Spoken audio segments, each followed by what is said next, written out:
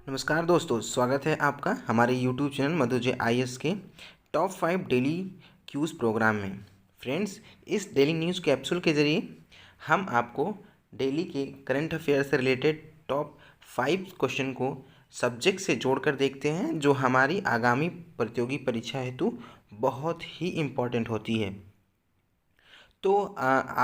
तो आपने हाल ही में न्यूज़पेपर में देखा होगा, सरकार द्वारा जो है IT एक्ट कानून लाया गया, जो सोशल मीडिया पे कई सारी अफवाहें होती हैं जो हमारे भारत में अराजकता पैदा करती हैं तथा हमारे भारत की संप्रभुता को ठेस पहुंचाने की कोशिश करती हैं। तो इसके तहत भारत सरकार ने IT एक्ट को और भी मजबूत बनाने के लिए कानून लाया है, जो सोशल मीडिया को और ज़्यादा प्रतिबंधित करता है। तो उसी से एक रिलेटेड क्वेश्चन है।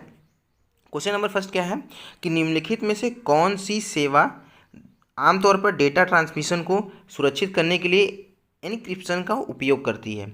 तो कूट एक है कि पेमेंट गेटवे जो है वो इस इनक्रिप्शन का प्रयोग करती है।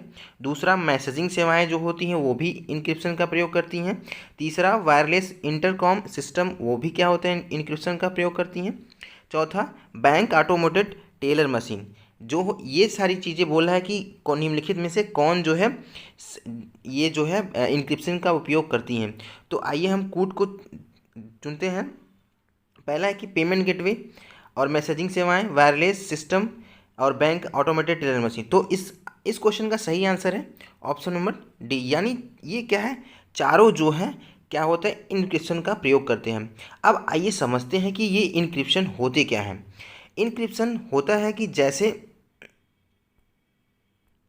किसी सोशल मीडिया प्लेटफॉर्म पे यदि एक व्यक्ति दूसरे व्यक्ति को मैसेज कर रहा है, तो उस जो है वो मैसेज दूसरे व्यक्ति को एक इनक्रिप्शन यानी कूट लेखन, यानी इसका हिंदी होता है कूट लेखन, कूट लेखन के माध्यम से वो जो है दूसरे व्यक्ति के पास पहुंचे, ताकि तीसरा व्यक्ति इस पे इंटरफेयर करके इसका गलत उपयोग न करे। क्योंकि आजकल हमारा अधिक अधिक यानी चौथी औद्योगिक जो क्रांति थी, उसके अलावा पांचवी पीढ़ी जो आ रही है, पांचवी औद्योगिक क्रांति, उसमें अधिकाधिक प्रयोग होने के कारण हैकिंग की समस्याएं सबसे ज़्यादा होंगी।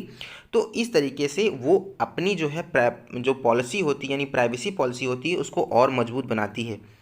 तो जो सोशल मीडिया कंपनी जो होती है वो क्या करती है कि जैसे यहाँ एक पक्ष ये हो गया, इन्होंने ए जो है बी को मैसेज भेजा, तो यहाँ पे क्या होता है, जैसे मान लीजिए ये कोई जो जाना माना हस्ती हो, ये भी कोई जाना माना हस्ती हो, तो क्या कर होता है कि यहाँ पे हैकिंग में समस्याएं उत्पन्न होती हैं बीच में। तो यहाँ पे जैसे यहाँ पे भेजा गया कि हाय, कुछ भी मैसेज यहाँ पे भेजा गया, तो ये हाय वाला जो मैसेज है ये बी के पास किसके में सीधे हाई के तौर पे न पहुंच बी के पास हाई की तरफ पहुंचेगा, लेकिन जो बीच में जो रहेगा इंटरफेस जो यहाँ से गुजरेगा वो एक कोडिंग अवस्था में रहेगा, जिसको जो है हैकर जो है हैक करने के बाद वो कीवर्ड में उसको पढ़ने में परेशानी होगी।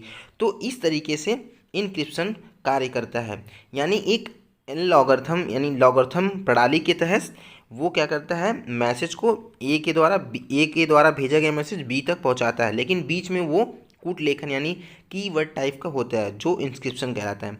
तो इस तरीके से देखते हैं कि पेमेंट गेटवे में भी क्या होता है, इसका यूज़ होता है, वायरलेस मैसेजिंग सेवाएं में भी होता है, वायरलेस इंटरकॉम सिस्टम में भी होता है, बैंक ऑटोमेटेड टेलर मशीन में होता है। क्योंकि ये सब सारी सुविधाएं क्या हैं, ये सब जो है ये भी हैकिंग सिस्टम के तहत आती हैं। तो इस क्वेश्चन का अगर आप उत्तर देखना चाहें तो ये है इंक्रिप्शन, यानी इंक्रिप्शन संदेश सूचना के तहत इनकोड करने की प्रक्रिया है। इसके केवल अधिकृत पार्टियां ही पढ़ सकती हैं, यानी ए मैसेज भेजता है तो बी पढ़ सकता है। यानी व्हाट्सअप, वाइबर, गूगल, याहू जो मैसेजिंग सेवाएं हैं इनक्रिप्टेड सेवाओं का उपयोग करती हैं। यहाँ तक कि बैंक जो भुगतान करती है, यानी पेटीएम, यूपीआई, भीम, ये सब सारी क्या होती है, इनक्रिप्शन का भी उपयोग करती हैं। तो इस तरीके से हमने जो है हमारी जो औद्योगिक क्रांति है उसको जो है सुरक्षित करने के लिए ये इनक्रिप्शन का प्रयोग किया जाता है। नेक्स्ट क्वेश्चन की तरफ बढ़ते हैं। नेक्स्ट क्वेश्चन है कि गोल्डी लॉक्स जोन के बारे में निम्नलिखित कथनों पर विचार कीजिए। ये चर्चा में इसलिए रहा क्योंकि अभी आपने देखेंगे गगनयान भेजा गया है। तो जो चंद्रयान भेजा गया है, तो उसमें क्या है कि उन्होंने वो पानी जो चंद्रमा की सतह पे पानी की बूंदे की खोज की है, फिर वो जो है ड्रॉप पार्टिकल्स को भेजा है। तो इस तरीके से ये चर्चा का विषय बन जाता है। तो यहाँ पे है कि क्वेश्चन कहता है कि गोल्डीलॉक्स जोन के बारे में निम्नलिखित कथनों, अब गोल्डीलॉक्स जोन क्या होते हैं, इस कथन के माध्यम से आप बताइए क्या सही है। एक कहता है कि गोल्डीलॉक्स जोन एक तारे के चारों ओर वह क्षेत्र होता है जहाँ यह आसपास के ग्रहों की सतह पर तरल जल की उपस्थिति के लिए न तो अधिक ठंडा न ही अधिक गर्म रहता है। दूसरा कहता है यदि कोई किसी तारे के गोल्डीलॉक्स जोन में स्थित होता है तो इसका अर्थ है कि ग्रह पर जीवन या तरल जल की संभावनाएं मौजूद है। अब हम समझते हैं कि इस क्वेश्चन का आंसर क्या है। इस अब देखते हैं, कूट क्या दिया है कि ए दिया है केवल एक सही है, बी दिया है केवल बी से दो सही है, सी दिया है एक और दो दोनों सही है, और डी दिया है कि एक न तो एक सही है न ही दो सही है। तो इस तरीके से इस क्वेश्चन का आंसर क्या है, केवल एक, यानी केवल क्या है, एक, कथन एक। अब देखिए गोल्डीलॉक्स जोन क्या होते हैं। गोल्डीलॉक्स जोन किसी, जैसे कोई एक ग्रह हो गया, उसके चारों तरफ का एक क्षेत्र अगर हम देखें तो एक, जैसे एक ग्रह हो गया जैसे पृथ्वी। पृथ्वी क्या है कि एक यहाँ पे अगर तरल जल की उपस्थिति है, लेकिन क्या है ये न तो अधिक गर्म है न ही अधिक ठंडा है, जिसके कारण यहाँ पे एक संतुलन बनता है जहाँ पे जीवों की उत्पत्ति संभव होती है, यानी जीव यहाँ पे पाए जा सकते हैं। उसी तरीके से अगर हम देखें तो एकमात्र पृथ्वी ही गोल्डीलॉक्स जोन नहीं है, बल्कि पहले क्या था कि जब हमारा सौरमंडल बना था तो वहाँ पे पृथ्वी जैसी, जैसे शुक्र, आज भी अगर देखें तो इसको पृथ्वी की बहन कहा जाता है, यानी सिमिलरिटी के कारण, और मंगल, ये सब में क्या है, ये गोल्डीलॉक्स जोन के अंदर आते थे, क्योंकि यहाँ पर भी क्या होता था कि जो ड्रॉप पार्टिकल्स मिलते थे। तो इस तरीके से ये क्या होता है कि गोल्डीलॉक्स जोन न तो अधिक ठंडा होता है न ही अधिक गर्म होता है, मतलब यहाँ पे तरल जल की उपस्थिति होती है। और दूसरा कह रहा है कि यदि कोई ग्रह किसी तारे के गोल्डीलॉक्स जोन में स्थित होता है, इसका अर्थ है कि ग्रह पर जीवन या तरल की संभावनाएं मौजूद है।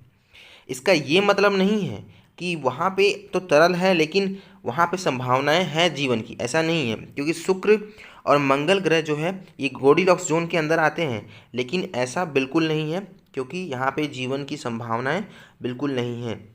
इस क्वेश्चन का अगर हम डिटेल से अगर देखा जाए तो ये कहता है कि गोल्डीलॉक्स जोन वास योग होते हैं, यानी इसमें ड्रॉप पार्टिकल होते हैं, और ये तारों के चारों ओर वह क्षेत्र होता है जहाँ पृथ्वी जैसे किसी ग्रह के सतह न तो बहुत ठंडी होती है न ही बहुत गर्म होती है। जीवन की संभावनाएं यहाँ पर मौजूद होती हैं, लेकिन ऐसा नहीं है कि यहाँ पे जीवन की संभावनाएं हो। केवल एक ग्रह चंद्रमा एक तारे के गोल्डीलॉक्स क्षेत्र में स्थित होने का अर्थ नहीं है इस पर जीवन का तरल मौजूद है। अतः गोल्डीलॉक्स जोन में एकमात्र ग्रह नहीं है पृथ्वी। ठीक, हमने बताया कि पृथ्वी एकमात्र ग्रह नहीं है, शुक्र और मंगल भी क्या है, इसके वायु स्थिति में होते हैं। अब नेक्स्ट क्वेश्चन की तरफ बढ़ते हैं। क्वेश्चन नंबर 3 कहता है कि वृद्धिशील पूंजी उत्पादन अनुपात, यानी इंक्रीमेंटल कैपिटल आउटपुट रेशियो के बारे में निम्नलिखित कथनों पर विचार कीजिए। कथन एक है कि आईसीओ और अर्थव्यवस्था में किए गए निवेश के स्तर और सकल घरेलू उत्पाद में परिणामी वृद्धि के बीच संबंधों को दर्शाता है। सेकंड कह रहा है कि आईसीओआर जितना अधिक होगा पूंजी की उत्पादकता ही उतनी अधिक होगी। तो इस तरीके से इस क्वेश्चन का सही कुट क्या है, कि सही बताना है कि सही क्या है। तो इस क्वेश्चन का आंसर है केवल एक, यानी केवल वन। तो आइए हम समझते हैं कि ये आईसीओआर क्या होते हैं।